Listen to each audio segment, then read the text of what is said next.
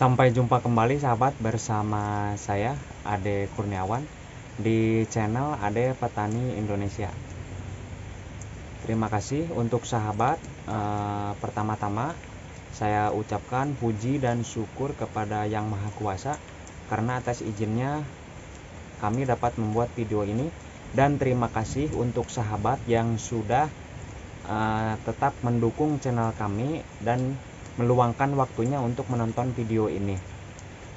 Pada kesempatan kali ini saya hanya ingin sedikit berbagi tentang pemilihan jenis bibit pepaya yang akan kita tanam. Nah, dalam hal ini untuk pemilihan jenis bibit atau benih itu sangat mempengaruhi pertumbuhan pepaya, ketahanan penyakit dan sebagainya.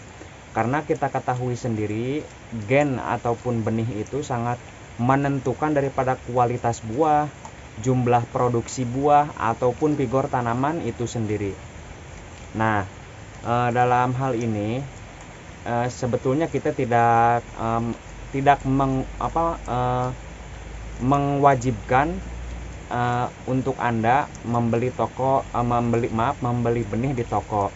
Tetapi mungkin poin yang akan kita tekankan adalah pemilihan benih ataupun biji yang selektif. Artinya ketika Anda belum mempunyai kapasitas ilmu untuk memilih benih yang baik, alangkah baiknya karena dalam budidaya pepaya untuk menghasilkan tanaman yang berbuah lebat, terus memiliki karakter daging yang merah ataupun kenyal, itu salah satunya bibit berpengaruh.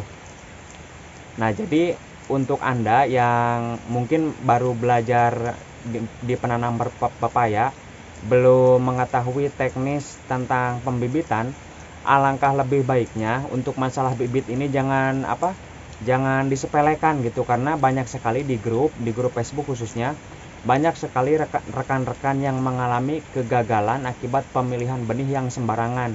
Salah satunya ketika benih itu diambil bijinya itu bukan yang dari pohon ketika mau menurunkan sendiri, tapi dibeli bijinya itu dari pasar.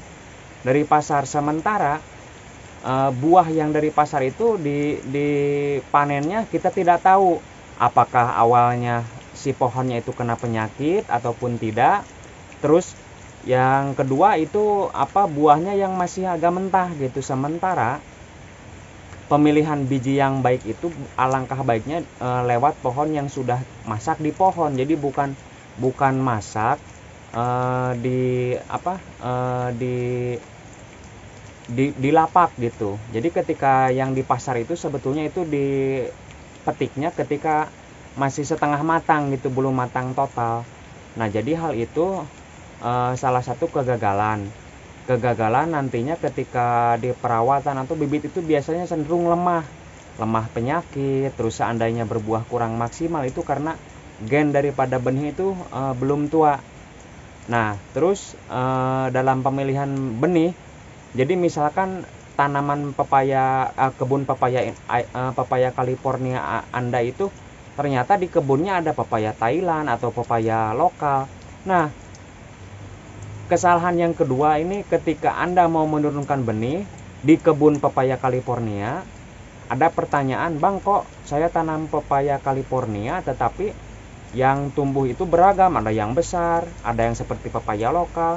Ternyata ketika dikirimkan kebun pepayanya, di sekitaran kebun pepayanya itu ada pepaya lokal. Nah, dimungkinkan ketika masa penyerbukan, jadi ada serangga yang menempel di pepaya lokal atau pepaya Thailand. Si serbuk sarinya itu kebawa oleh si lebah itu ke bunga pepaya California.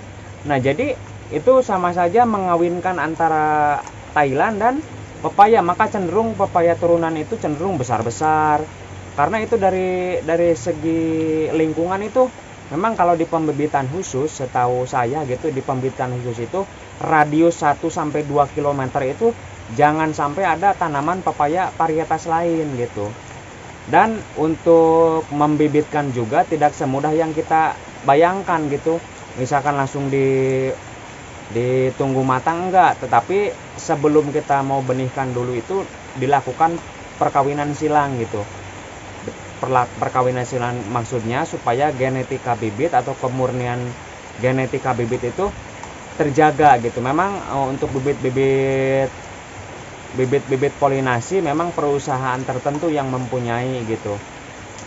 Nah, yang kita tekankan jadi itu. Jadi seandainya Anda pemula tidak tahu cara memilih atau menyeleksi bibit, alangkah lebih baiknya Anda itu beli di toko terdekat. Intinya benih yang sudah teruji di banyak petani, oleh banyak petani, benih itu misalkan dari segi ketahanan penyakit, produktivitas, ataupun penyimpangan genetika itu rendah, produktivitasnya tinggi, kekebalan penyakitnya agak kuat, terus si pepaya itu penyimpangan dari genetikanya itu atau buah bulatnya itu sedikit. Nah, jadi alangkah lebih baiknya seperti itu. Jadi untuk masalah benih ini Anda tidak bisa menyepelekan, karena untuk pepaya sendiri sangat lama waktunya, setengah tahun. Jadi sayang sekali jika Anda menanam pepaya benih ataupun bijinya itu asal-asalan. 6 bulan itu waktu cukup lama, tentunya tenaga juga akan keluar banyak dan modal juga. Karena kita lihat sendiri bibit itu jika kita beli biji langsung itu tidak lebih daripada Rp1.000. Tidak lebih dari Rp1.000. Misalkan kita nyemai sendiri itu biaya bibit satu polybag itu jika kita beli sendiri itu tidak lebih dari Rp2.000. Nah, jadi untuk hal ini kami tekankan untuk Anda pemula lebih baik beli benih itu yang sudah memang teruji di masyarakat.